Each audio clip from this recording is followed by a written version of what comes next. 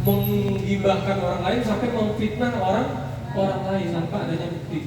Kadang mulutnya orang itu gampang sekali ya yang namanya ngeluarin suatu tuduhan.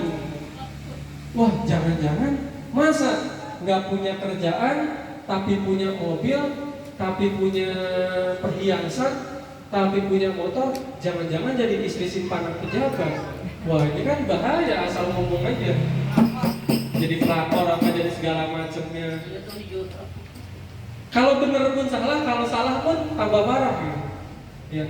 Kalau misalkan kita punya waktu buat ngurusin orang lain, kenapa kita nggak luangkan buat ngurusin diri kita sendiri? Itu lebih baik dan jauh lebih bermanfaat. Wa syurutu wujubu haddul qadfi.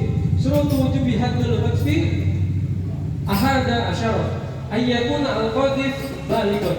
Nah, syarat seseorang itu wajib yang namanya dicambuk ketika dia menuduhkan yang namanya zina. Yang pertama, orang tersebut itu sudah sampai balik.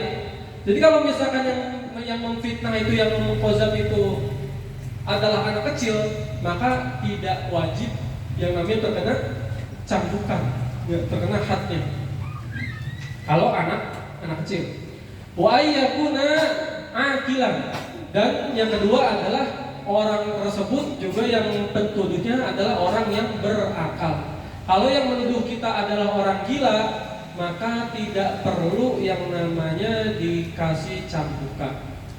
Yang ketiga, wa ayyakuna muhtaron, dan yang menuduhnya ini, yang fitnahnya ini bukan orang yang dipaksa buat menuduh atau memfitnah. Tapi kalau misalnya dipaksa, maka tidak terkena wajib daripada qazaf. Yang keempat, wa ayyakuna multaziman bil ahkami. Maka yang keempat adalah ketika orang tersebut dia itu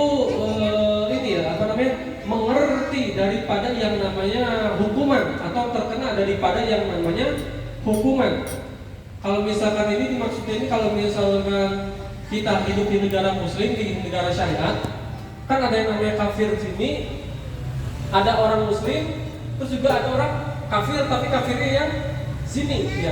Sini itu kafir yang ini yang menemani, atau kafir yang tidak bermusuhan.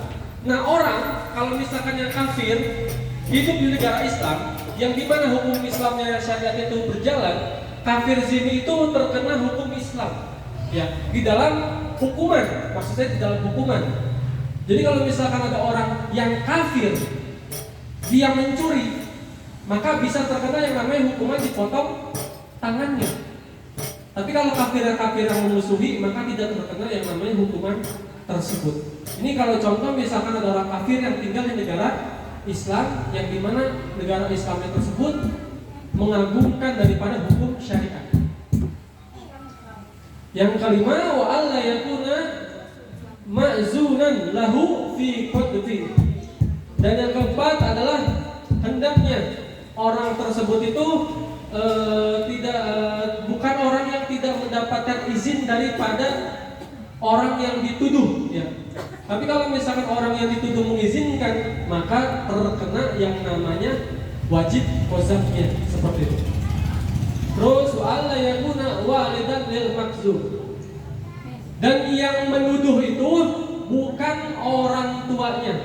Jadi kalau misalkan yang menuduh zina adalah orang tuanya, maka tidak wajib terkena yang namanya qazaf. Wa yakuna al makzufu musliman, dan yang menuduh itu adalah orang yang muslim. Wa ayyakuna balighun lagi sih. Nah.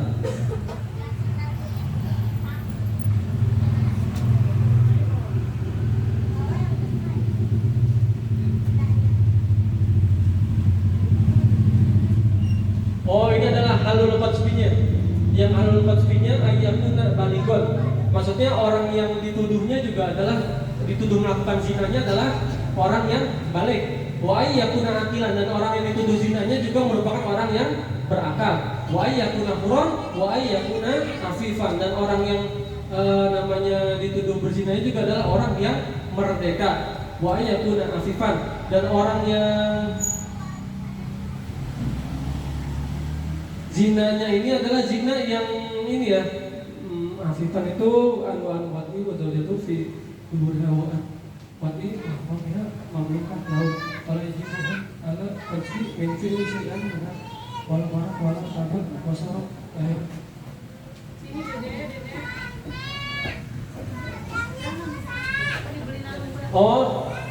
yang terkena wati ini adalah seseorang yang memang tidak dihalalkan baginya untuk melakukan hubungan suami istri seperti itu.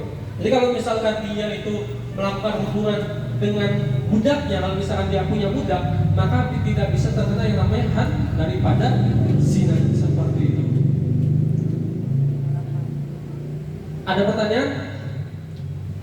Sebelum kita lanjut.